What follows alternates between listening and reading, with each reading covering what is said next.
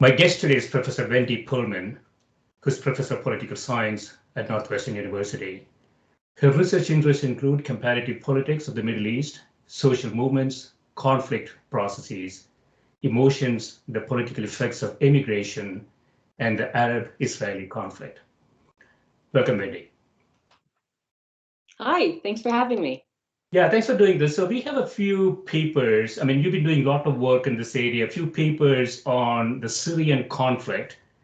But before we go into the details of the paper, I want to ask you, sort of get the timeline. A lot of people may not be really familiar with what went on in Syria for the past 30 years. I remember, Wendy, when I was at Northwestern, as I mentioned, in the mid 80s, sitting at Tech, I was in engineering school.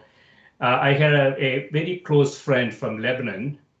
He was a math genius, and I was struggling with some of the nasty mathematics, and he was helping me. But in between those things, I remember our conversation sort of drifted into Lebanon and Syria. I don't know much about that area at all. But if you sort of rewind time back a little bit, so the current regime started, if I remember correctly, like 2001 or so. Well, yeah, let me take it back a bit further than that. So, as you said in your introduction, I'm a political scientist focusing on the comparative politics of the Middle East. I've written 3 books on the Arab-Israeli conflict and Palestinian politics, and for the past 10 years or so, have been focusing largely on Syria. Although, as a bit of a generalist, we get our hands in the rest of the region as well. So. Syria emerged, like other countries in the Levant, from the Ottoman Empire. After the Ottoman Empire collapsed in the First World War, Syria became a mandate, or essentially a colony, under France, gained its independence from France in the 1940s. And then many people look at Syria as during that period, from the late 40s, 50s, 60s, that there was a lot of social change, sort of mechanization of agriculture, socioeconomic ferment, the rise of different sorts of political movements, some with radical ideologies that challenged a sort of aristocratic kind of elites that had economic and political power in the country for many decades. And among those movements was the Ba'ath Party, the same Ba'ath Party we know that also came to rule in Iraq, that had an ideology of Arab nationalism, of socialism, a kind of a secular view of calling all Arabs, regardless of their religious background, to come together and unite in that kind of ideology. So the Ba'ath Party gained power and came to power in Syria in 1963, seizing power then. And then there were various sort of internal squabbles within the Ba'ath Party from 1963 onward, and then one general within the Ba'ath Party eventually was able to, in a bloodless coup d'etat, seize power, and his name was Hafez al-Assad, seizing power in 1970. And if you look at the rulers in Syria from the 50s and 60s, you see many different, a lot of ferment and instability that then ends when Assad takes power in 1970 and establishes a very strong single-party security authoritarian regime, centralizing power in his person, putting loyalists in key positions in the security forces and in the army, having an important role for loyalists from his own religious community, the Alawite minority in Syria, but also very much making ties and alliances across the ethnic, religious mosaic of Syrians' various groups, including with the usually regarded as being sort of traditionally Sunni bourgeoisie of Aleppo and Damascus, especially. So what's the population of Syria at that point? I'm sorry? What's the population of Syria at that point? I have to say I don't know. Precisely. Okay. Yeah. And sort of the demographic split. And so if you look at the Syrian population, how do they split? I mean, there are Christians there too, right? Yeah, and the truth is, and perhaps I misspoke in quickly emphasizing the sectarian element, because it's not, I would say, the most critical element to emphasize. Really, it shouldn't be overshadowed by class dynamics, by security dynamics, by the structure of the state. So as I was saying, the Assad regime created this sort of strong authoritarian regime that managed to rule from 1970 onwards. It faced increasing opposition in the late 1970s and early 80s that really culminated in what's regarded as an armed insurrection by offshoots of the Muslim Brotherhood that took over entire neighborhoods of the town of Hama. The regime sent in tanks and troops and flattened entire neighborhoods of Hama, killed tens of thousands of people, and thereafter really solidified a kind of regime of fear and silence. There were ubiquitous security forces, covert informants, and really ruled by an iron hand thereafter. Hafez died in the year 2000, and his son Bashar assumed the presidency. So Bashar al-Assad then came to power in the year 2000. He wasn't first in line. It was regarded that his brother Basil would assume the presidency, but he then died in the mid-1990s in a car crash, and Bashar came to power. He was a young, educated head of state, an ophthalmologist who had been trained in Britain. Many thought that he would be a reformer. He presented himself as a reformer.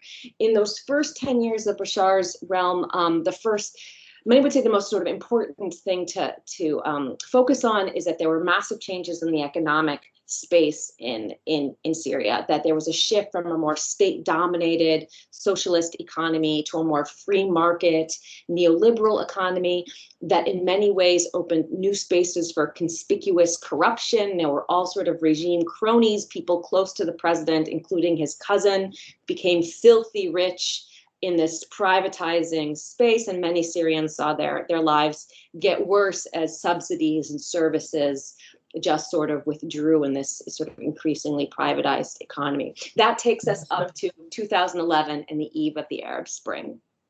So in some sense, he started off good with the economic changes that he made, right? I understand that he was really young, and they had to actually amend the constitution to get him in. Yeah. I mean, the Syrian constitution at the time said the president had to be 40 years of age. Bashar was 34. The kind of rubber stamp parliament basically met and changed the constitution at Hafez's death so Bashar could take over. But I wouldn't say that the economic changes were positive. In fact, most would actually say that they were not positive. Not to say that the market is always bad, but when there was privatization in a space without rule of law, without accountability, with endemic corruption, in a space in which those who had connections could abuse their power without limits, and those who had no connections were sort of, powerless to defend themselves, you could wind up with a kind of kleptocracy of a kind of mafia in which those who were politically connected became very, very wealthy at the expense of the overwhelming majority of Syrians, such that economic grievances on top of basic demands for freedom, for human rights, for some protections, for some freedoms, were a part of the grievances that fueled people to go out into the streets in 2011. So it's free market in country clubs, so to speak. No, not quite free market. Yeah, and free is probably not even the right word, but you can say privatized from in the early years of the Ba'ath Party had a socialist ideology, and in Hafez's first decades there were increasing a redistribution, a certain degree of redistribution of wealth, subsidized education, of health, of services to the countryside, an infrastructure that under Hafez's time, or Bashar's time, sort of began to wane. But then under Bashar as well, there was sort of a rise of a new middle class that had some access to new kinds of luxuries that hadn't been there, sort of a new kind of consumerism, fancy coffee shops, cell phones and things. So there was a lot of socioeconomic change, but the political change that many Syrians hoped Bashar would bring, reform that lightened the boot of the security forces on people's necks, that offered more space for freedom of speech, for freedom of association, for maybe even alternative political parties, for meaningful elections. Absolutely none of that was forthcoming. The regime remained as authoritarian as it had been. In terms of people having some real space for popular participation and accountability in meaningful elections and political competition. Right, right. So you have a number of papers here. So I want to start with one of your older papers from 2016, Narratives of Fear in Syria. You say scholarship on Syria has traditionally been limited by researchers' difficulty in accessing the reflections of ordinary citizens due to their reluctance to speak about politics. The 2011 revolt you talked about opened exciting opportunities by producing an outpouring of new forms of self-expression, as well as encouraging millions to tell their stories for the first time. So you say I explore what we can learn from greater attention to such data based on descriptive analysis of original interviews with 200 Syrian refugees. So, I mean, we see this in a lot of different places, right? People are generally reluctant. I mean, there is a risk management question for most people to jump into the fray. But so you don't really get a lot of data. And the 2011 revolt that you talk about, that is the Arab Spring process. Okay, so what do you find here as you get more information from the Syrian refugees? Yeah, so what we were talking about before really sort of set the scene of authoritarian Syria. And then in 2011, as we know, there began to be protests in Tunisia, which forced the president to resign, and protests in Egypt, and this sort of regional wave that became the Arab Spring. And it happened in Syria as well, that there were demonstrations in which at first many Syrians were terrified. The idea of the risks were so high, the army was so strong, the security forces were so strong. There had been this memory of what happened in Hama, of tens of thousands of people being killed, many who had nothing even to do with politics, of this sort of fear of political imprisonment. Every Syrian had some story of someone they knew or heard of who had been suspected of political dissent, thrown into a prison and disappeared and tortured or killed or never heard from again. So the risks of going out and voicing any sort of protest, of calling for freedom, for dignity, for change, for saying no, we don't like this system, we want something different, where people risked their lives when they went out to protest. So the premise that you just read was that in this authoritarian space, there was a certain degree in which it was hard to access what Syrians really thought about politics because people were so afraid to speak openly. And 2011 opened a space to access people's experiences, their viewpoints, their stories of the past, as well as their stories of that moment. So I began interviewing Syrians because I wanted to know their views, and I wanted to know their stories, and I wanted to know their experiences. And I was frankly too afraid to go inside Syria and do those interviews with Syrians myself because the risks were so high, having frank conversations about politics. So I began interviewing Syrians who had left the country. And I began in 2012, and essentially I've been interviewing Syrians ever since, throughout the Middle East during many trips, and also through Europe. And now I'm even doing interviews over remotely. So I just did an interview a couple weeks ago, and I'm planning another one. And you kind of gathered what I think is almost this kind of oral history archive of everyday folks of different walks of life talking about their lives. And from that, I have tried to write various different academic papers based on this interview material. And the article you began referencing was one of my first that tried to take a theme that I've heard again and again in nearly every conversation I've had with Syrians about how the role of fear in their experience of politics, and how fear was a part of authoritarian stability, and how going out and participating in protest was, as people say, breaking the barrier of fear, that people had to overcome, surmount, work through fear in order to participate in protest. And then their experiences of fear have evolved since then. People's fear of displacement, their fear of losing touch with their country, their fear of an unknown future, their fear of dying in war. So this article tries to bring together different Syrian narratives about their lives and look at how fear has evolved over time and how fear has sort of infused their experience of politics. And all authoritarians know this, that the playbook is very clear.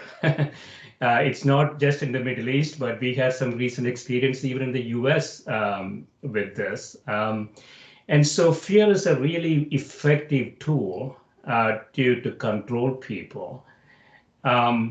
And so the Syrian diaspora, so there are millions of people that left Syria, I would imagine, right? Mostly into Europe?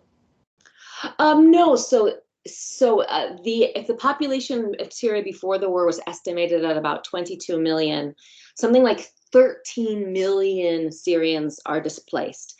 The majority are internally displaced. 6.57 million Syrians are displaced but still inside the country.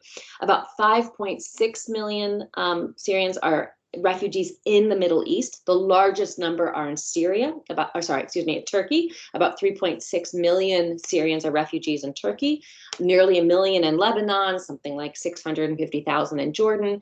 And there are about 1 million Syrians who've made it to Europe. The largest number are in Germany, but in other countries as well. But overwhelmingly, refugees are still in the countries on Syria's borders, Turkey, Lebanon, and Jordan primarily, with other numbers in Iraq and Egypt and elsewhere in North Africa.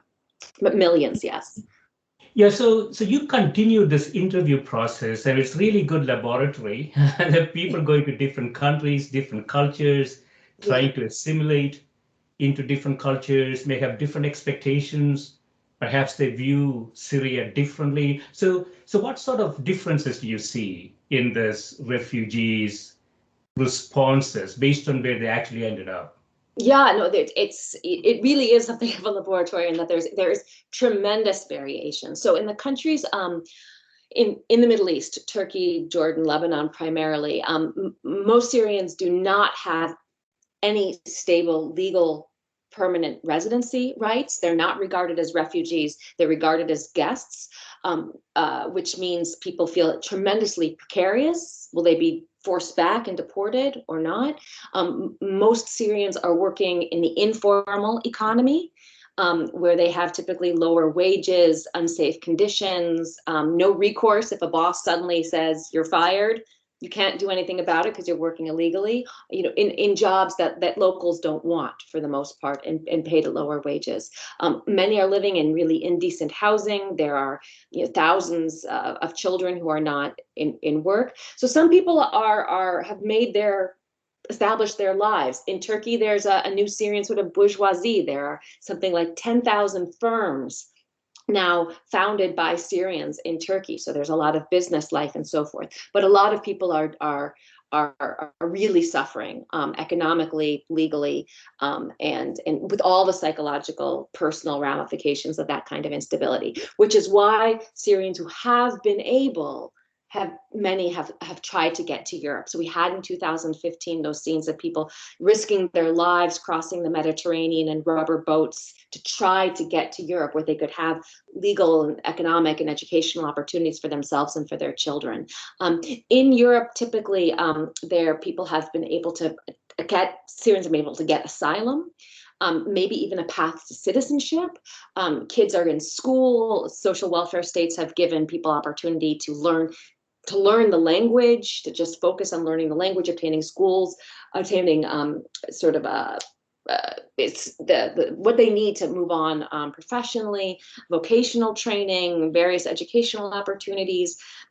It's still tremendously difficult. I've talked to so many Syrian professionals, for example, who had a degree in engineering or accounting or pharmacy or something in Syria, and the struggle to get those qualifications recognized in Europe, and of course obtain any new training and language capacity to resume work in their professional field is an enormous mountain. And some have climbed it and are working in their profession and are incredibly amazing. And many, depending on also their stage of life, what generation they are and how old and their capacity to reinvent themselves.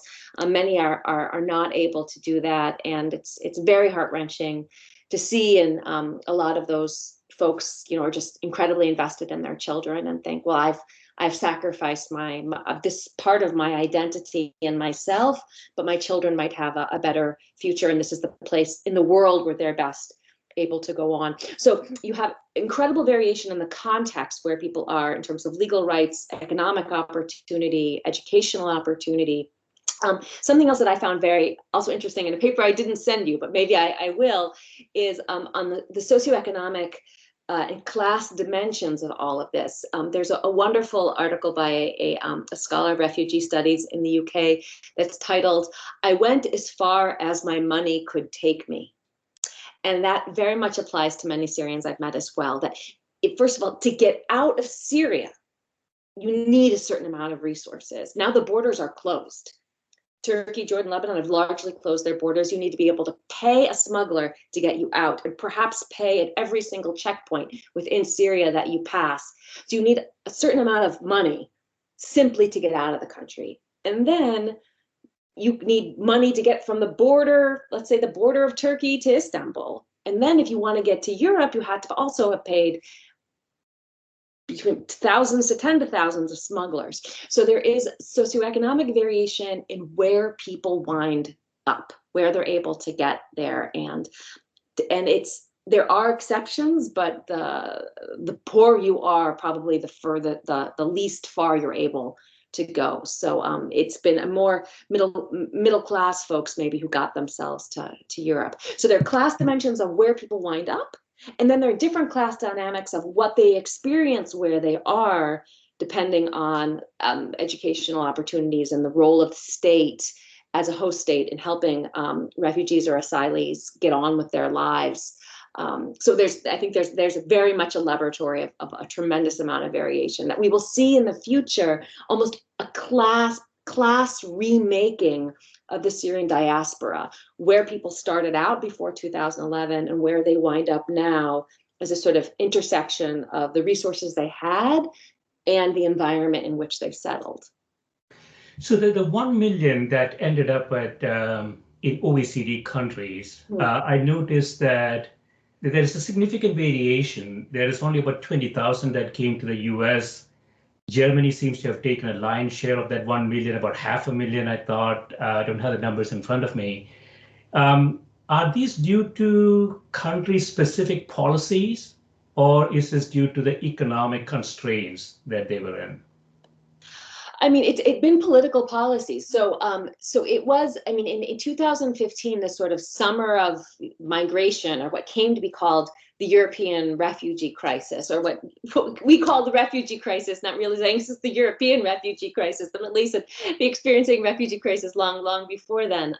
It was that there had long been boats of refugees trying to get from North Africa or the Middle East to Europe, and often from Libya or Tunisia or Egypt to Italy, but a shorter route was from Turkey to Greece. That meant shorter being safer and being less expensive. And when Macedonia changed its border policy such that people coming from Turkey and arriving at Greece would be able to walk through the Balkans and get in this brief opening and get to Northern Europe, it encouraged large numbers, and a whole smuggling industry opened up to take advantage of demand, carrying, hundreds of thousands to Europe. So there was a crisis of hundreds of thousands of people coming and walking through the Balkans. If we remember these scenes from 2015, people walking through and facing tear gas at the borders, and then, hundreds being squashed in trailways stations and so forth. And that was when Angela Merkel in summer 2015 made this sort of historic announcement that she would allow Syrians, if they made it to Germany, to be able to apply for asylum. And that overruled the EU policy at the time that asylum seekers were supposed to seek asylum in their first country of entry, which would typically be Southern Europe. So you enter Greece, you have to stop in Greece and apply for asylum and so forth, or Italy. And that called the Dublin Protocol, Angela Merkel basically announced that she would waive that for Syrians. If they could make it to Germany, they could apply for asylum in Germany.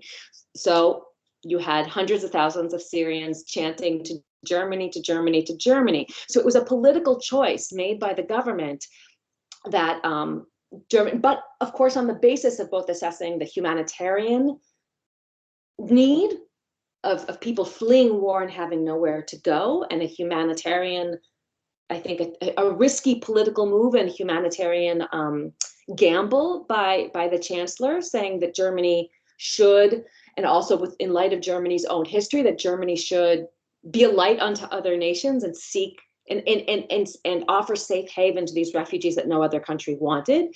But also economically, many believe that Germany was looking at, had an aging population with relatively low, fertility rates. That it was just a matter of time before Germany's economy also needed new workers and new taxpayers. And it would, the gamble was that this would be difficult at first, 1 million people who don't speak the language, who have various levels of skills, who need to have clothing and housing and become integrated. This was a really big risk. And of course, there's many on the right in Germany vehemently oppose this, and this gave a boon to right-wing movements like the AfD. But the gamble was, if the state dedicates funds to integration, to education, and the society comes together, this gamble will pay off. And most of the analyses, every analysis I've read at this point, says the gamble was a total success. That over half of refugees who came in 2015 in Germany are now taxpayers and economically self-sufficient. That children are completely fluent in German and well integrated in schools. I saw a survey that said something like 80% of kids who came as refugees now say that their sense of belonging is to Germany. So economically, politically, the fears that this would lead to terrorism and violence and crime have totally proven empty. So it was a political decision, on part on an economic, but also a humanitarian basis.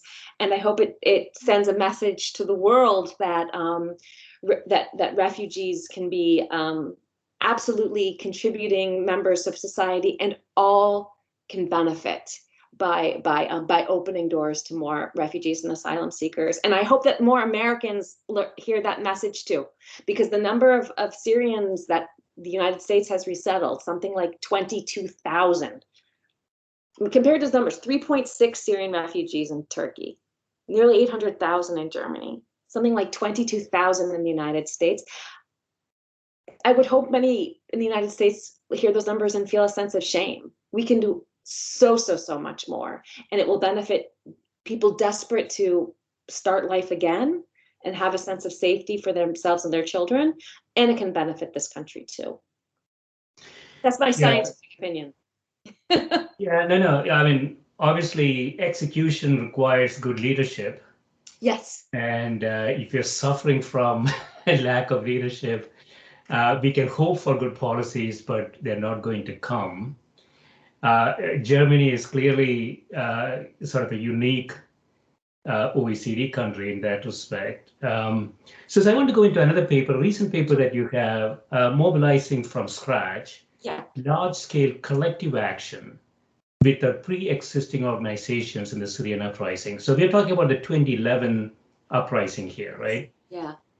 So you say core social movement research argues that large-scale challenges to authority build upon pre-existing organization and civil society resources.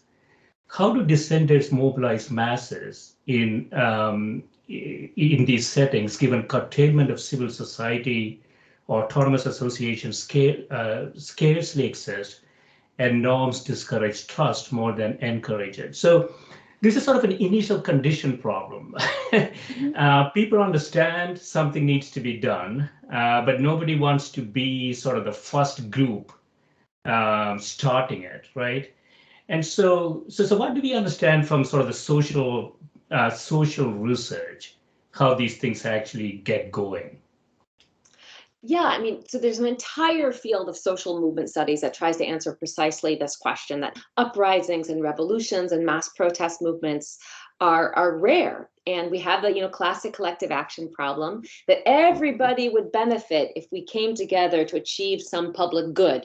Maybe it's climate change, or it's, good governance or something. But most people have rational, self-interested actors have every incentive to just sit at home and let other people do the work and go out, especially risk their time or even risk their lives to go out and protest. So we shouldn't expect protests, because rationally people will free ride on others and protest never happens.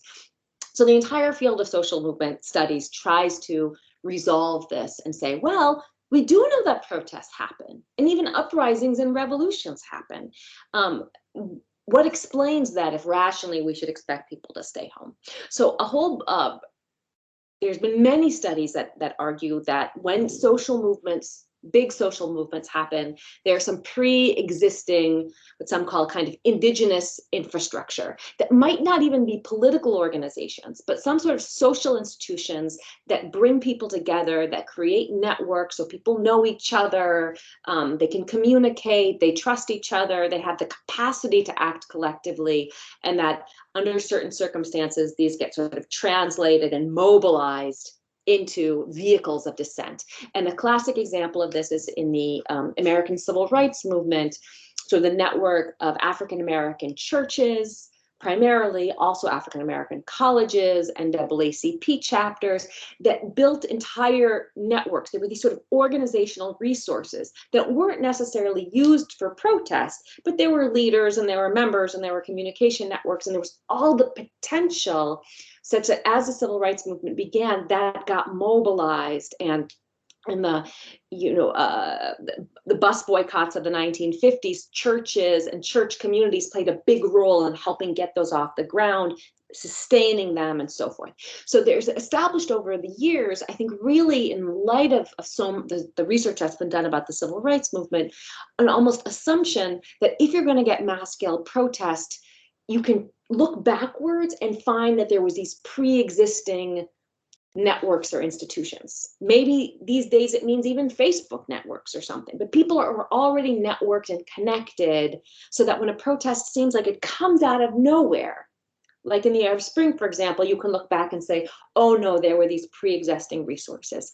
So in this article, I tried to challenge this idea a bit from the Syrian situation. So given everything that we discussed earlier about how authoritarian the Syrian situation was, that there was a single party, that there were informants everywhere, that people were afraid to speak. There was no space for independent civil society, for associations, unions, clubs. I mean, Syrians always like to say you had to get permission from the security forces for 4 people to meet together. You had to get permission from the security forces in order to have a wedding.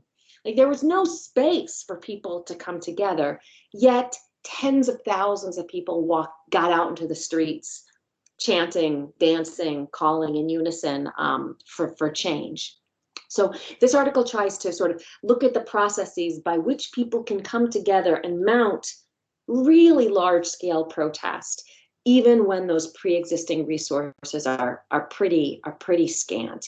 And again, this work, as the others I've been discussing, all really build on the interviews that I've done with Syrians. I know this is not the only source of data, and it's not a perfect source of data, but everything that I've been doing over these years has said, what can we learn about social science from people's narratives, from their stories? And of course, interviews are difficult. People might, want to present themselves in a certain way. Their memories might be flawed.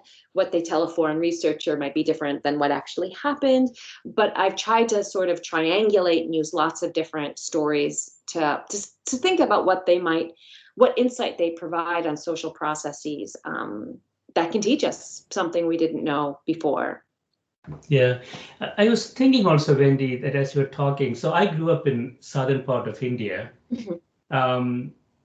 There's potentially a cultural and conditioning effect on protest. So the place that I grew up, it doesn't take much to start a protest. I mean, they will shut the whole state down if somebody calls somebody else a bad name or something, right?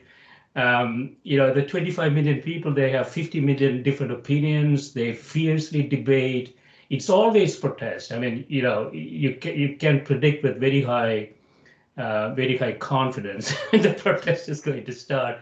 So I wondered, is it a conditioning effect in the sense that, people sort of get used to it, as opposed to something that's sort of need to start from scratch? I mean, it's a good question. I mean, there's a conditioning effects. I mean, my own bias as a political scientist is that it's political more than cultural. That in a political environment of a domineering authoritarian state, which and we were talking about fear earlier, in which fear is so effective because you both police society and get society to police itself, and people are extremely afraid of it's funny. I was just last night with a friend who lived in Syria for several years, even as a foreigner, and she was saying she remembers parties in the mid 2000s where people were literally afraid to say the name Bashar al-Assad, because if you said Bashar al-Assad, people would ask, "Why are you talking about Bashar al-Assad?" And she recalled being at a party in which somebody once said something about Bashar al-Assad, and everybody started looking at their watches, saying, "I got to get out of here. I just got to leave." And you were afraid that somebody might report you, or you would be afraid that you would be reported for not reporting. I mean, the degree of fear, which I see primarily as a political structure and strategy of rule, but does become a culture to the degree it becomes so internalized, it becomes you're part of who you are, how you interact with others. So that part of the mystery of Syria, then, to go back to that first article, was to how people overcame that degree of fear to go out and protest. But yes, you have a very different environment and attitude towards what it means to engage politically at all than what you described in your hometown. And it can be very interesting political study to go back and even to think about where you're from and say, has it always been like that? How did this come to be?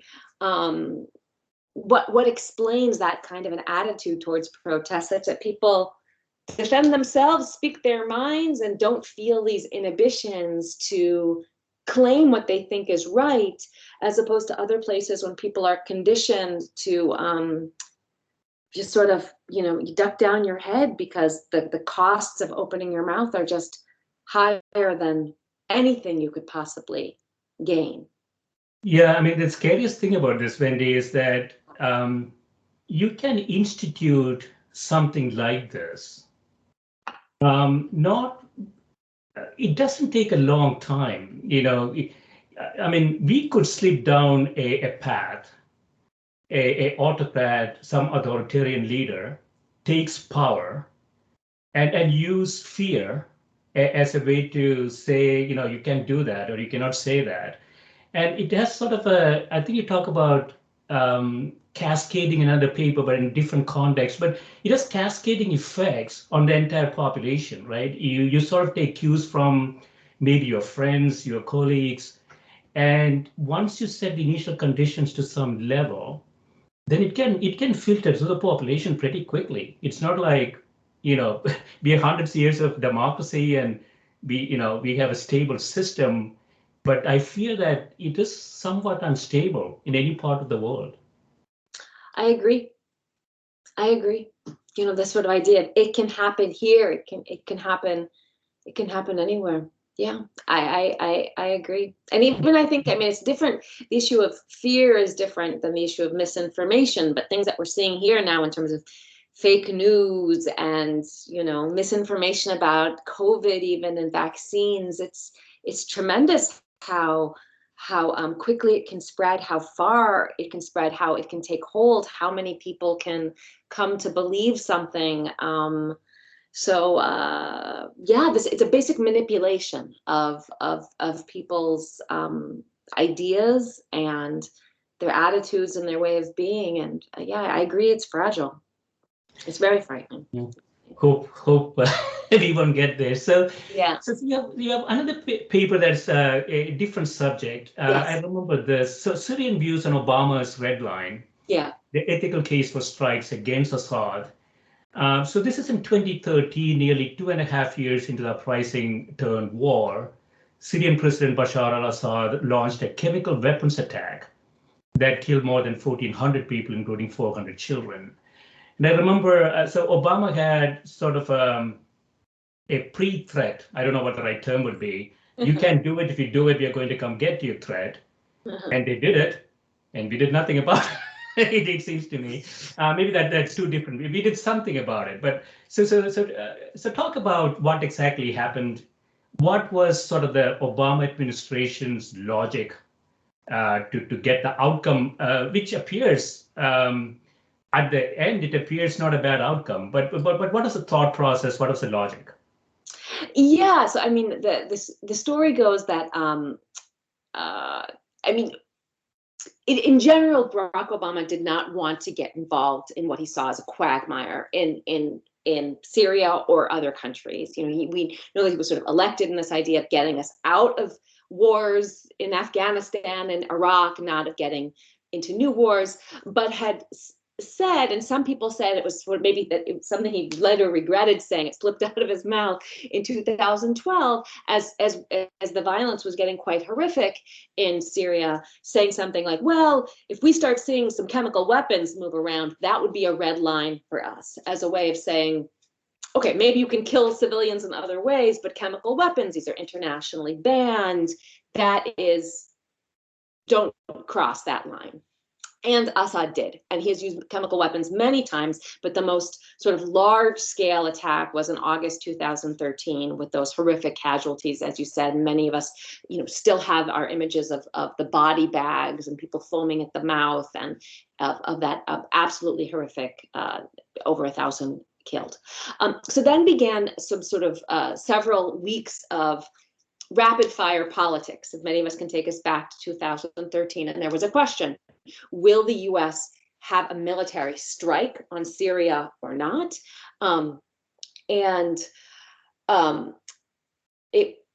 It was debated, and at some point Barack Obama kicked it to the Congress and said, Congress, you know, I don't want to carry out an act of war without approval from the Congress. And if you look at opinion polls from that time, it was enormously unpopular. Most Americans said, we do not want to have a military strike on Syria. It's not our problem. We don't want to go down some road. We don't want another Iraq. So we want nothing to do with it. And that's where the US was headed when essentially Russia offered an out and said, and made an offer of a chemical weapons deal, in which they said they could work with Assad. Russia would work with Assad and the United States, and Assad would agree to get rid of his chemical weapons stockpile, and there'd be no military strike. And this seemed like an out. The Obama administration could say, we succeeded. We're getting rid of all these chemical weapons, and without a military strike or any military intervention or getting dragged into a quagmire. So I was one of, apparently a minority at the time, that was actually in favor of a US military strike, because for me the issue was never only chemical weapons per se. It was the ongoing atrocities of this dictator who was killing his own people with many different means. And to say it was all about chemical weapons, it was essentially sending Assad a green light of, okay, just don't use chemical weapons, but you can use all these other ammunitions, which were equally horrible. I mean, especially these barrel bombs that were, you know, basically filling a dumpster filled of improvised explosives, and they flatten entire neighborhoods. So and mass scale torture and many other ways of killing civilians. And for me and many Syrians that oppose the Assad regime, that a US military strike could have changed the equation of the war. It could have sent the message that dictators cannot get away with these atrocities. There's some accountability, there's some price to be paid. And it could have put pressure on Assad that up until then was basically doing whatever he wanted without any consequences. And then after then, even more so, did whatever he wanted without consequences. So it could have put some pressure. At the same time, nobody was talking about American boots on the ground. I mean, there were contingency plans as simple as the US bombing runways for planes in Syria. So Syrian planes couldn't get off the ground. Something that could send a message, that could create some sort of deterrence, that could perhaps pressure Assad to engage more seriously in ongoing political processes to negotiate with the opposition. But that was not done. There was a kind of face-saving gesture, although Assad went on to use chemical weapons again after 2013 and even after the chemical weapons deal. And the US largely ceded the Syrian space to Russia to kind of do whatever it wanted. And Russia then became involved in 2015 with its air force bombing opposition strongholds on the part of the Assad regime, and the Assad regime has slowly reconsolidated control, won back territory that had slipped from its grasp, and looks like it is there for the foreseeable future, with over 1 million Syrians dead, the country in shambles, tens of thousands missing, and as we said, more than half the population displaced, and war crimes and crimes against humanity that unfolded on our watch, with everyone in the world just watching and not doing much of anything to stop. So this article brings together Syrian views that of the Syrians who voiced support for US military intervention, not because they like the idea of imperialists coming and bombing their country, but because of a sense of total desperation that there was nothing else that could be done to protect civilian lives and hold some kind of accountability with this dictator. The Syrian people tried. They went out in droves and risked their lives to protest, but they were largely abandoned by the international community, as this event symbolizes. Yeah, the counter, Wendy, would be that our record of solving problems with war hasn't been good in any context, really. And so there is a more sort of fundamental question, which is, we're sitting in 2021 now. Why do these people exist around the world? It's a puzzling thing, isn't it? I mean, we are in modern times, at least so to speak, but we have somebody in North Korea, we have somebody in Russia. I mean, why do these people exist? And we have people like this being elected in big democracies, which is even more fascinating concept. So I want to finish up with sort of related. You have another paper, Religion and Mobilization in the System, Uprising and War. Mm-hmm. So you ask, what role does religion play in mobilization in general? But I want to also ask the question, does religion play a role in this authoritarian leaders that we find around the world? Personally, I would not exaggerate the role of religion, at least in the Syrian case. So this was a book chapter that I wrote for an encyclopedia about an Oxford handbook about politics in Muslim society. So religion was the theme, so I engaged with it. But that's not at all because I would myself designate religion as a really important factor. I see these struggles primarily about politics, about power. Religion can be manipulated and could be used in situations of dire need. People might turn back to religion for some sense of solace and hope when there's nothing else to find hope in. It can be a part of a social cleavage that especially dictators can manipulate to turn people against each other, to create suspicions from one group against another, to divide and conquer so they stay out on top. But the question of how we get these people, these incredibly bad and brutal rulers, I think there are historic reasons of how people are able to seize power, or how a regime begins. And in Syria, it was these coups and instability and this one person being able to rise to the top that then build an entire system to be able to sustain. And in political science, there's a sort of robust literature about authoritarian stability or duration that looks at how authoritarian regimes that fail to deliver economic prosperity, that are fundamentally degrading, that fail to deliver dignity and rights, how they're able to no less sustain themselves through some combination of violence and repression, of co-optation and corruption, of using institutions to divide and weaken oppositions, and in the case of Syria, yeah, brute, utter terror and violence, and destroying the whole country if that's what it takes to stay on top.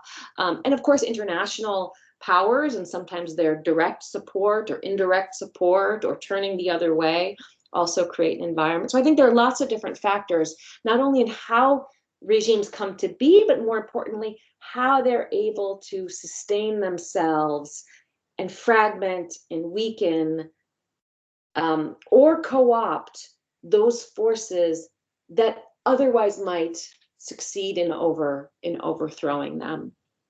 Yeah, it seems to me, there are some attributes that allows one to maybe create a predictive model where an authoritarian leader might come, right?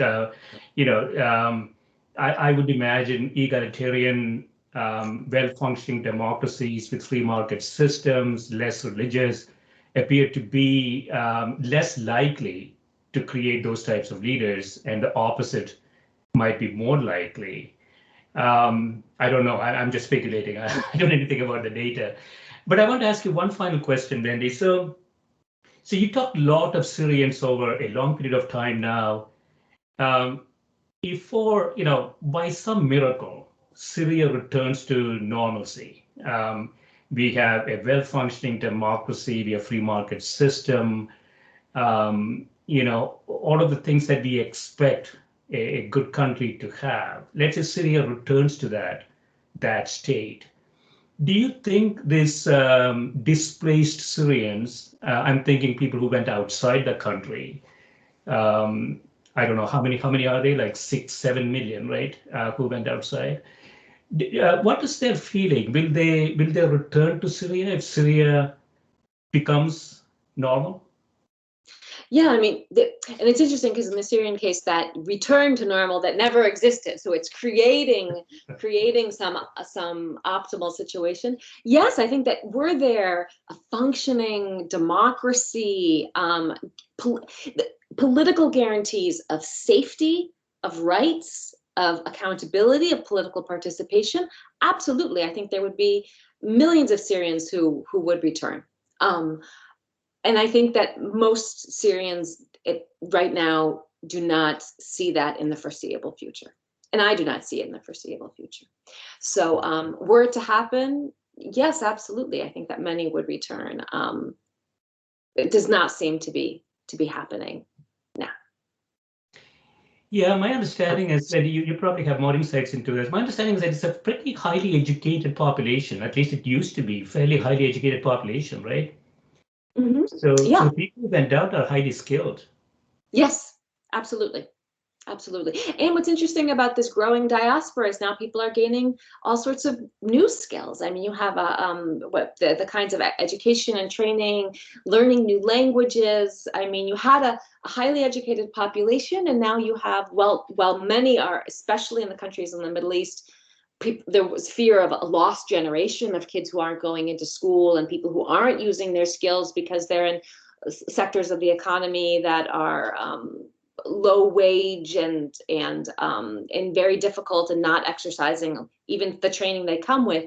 There are many, especially who've made it to more developed places, are gaining all sorts of new skills. Besides the fact that given a space of political freedom, they're also discovering new things about themselves and creating new initiatives and art and radio stations and organizations, and a flourishing of what people can do when they have not only the right economic conditions, but also the right freedoms. Any basic freedoms, there's just a total renaissance of what people are creating, and the creativity and the resourcefulness. And I think for many Syrians, there's a sense of real sadness that they couldn't exercise those talents in their own country because the political conditions don't allow it. That's the sad reality of authoritarianism. Yeah. 100 years from now, we'll look back. We won't look back, but the next generation will look back and say, those were dark ages. I don't know what those guys were doing. Yeah. They were destroying the planet, and they had all these people in these countries doing all sorts of stuff that we can't even imagine, right? So it's truly sort of a dark ages of modern times. We are living through it. We just don't see it.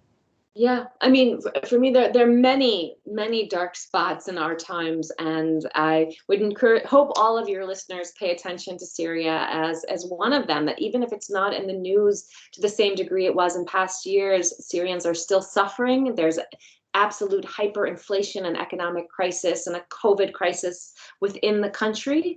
There are still tens of thousands of people who were arrested, and people don't know if they're alive or dead. There are refugees who are suffering tremendously. So I would encourage your listeners to not turn away from Syria. This is a humanitarian crisis of epic proportions, and it's happening now, and none of us can say that we didn't know. And in whatever capacity people have to donate time or money or mental energy to act in some sort of solidarity, it's the least we all can do. Excellent. Yeah, this has been great, Wendy. Thanks so much for spending time with me. My pleasure. Thank you so much for having me.